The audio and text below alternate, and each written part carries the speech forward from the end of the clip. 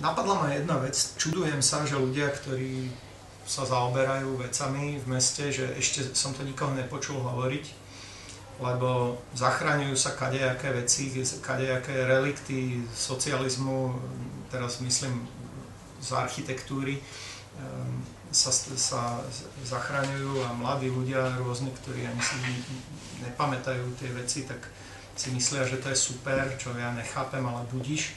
Ale nikto nehovorí o tom, že vlastne kde je to mesto, že kam zmizlo, že vidíme ho, no ja ho nevidím, pretože keď idem po ulici, tak vidím, no nevidím ulicu, vidím proste priestor plný takých rôznofarebných krabíc kovových a o tom nikto nehovorí. Keď by som si chcel tu na nejaké okno čudné vybúrať, alebo niečo, tak prídu pamiatkári a povedia, no, takéto farebné, alebo takéto hranaté, alebo niečo takéto sa tu nehodí, ale to, že je tam plná ulica nejakých haraburdov kovových, úplne bizarných farieb, tak to nikto nerieši.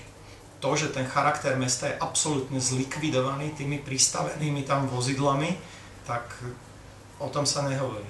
To je mi záhadou, že kadejakú Rímsu niekto rieši, ale na čo vlastne? Keď tá devastácia vlastne toho pohľadu je už totálna, že už ani horšie to možno nemôže byť, tak potom by som sa nejakým čudným oknom alebo tým, že niečo je vyššie alebo nižšie v tom meste už vôbec nezaoberal.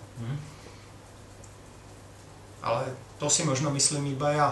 Každý, kto má vo svojom srdci vypálené logo svojho automobilu, tak možno, že myslí ináč.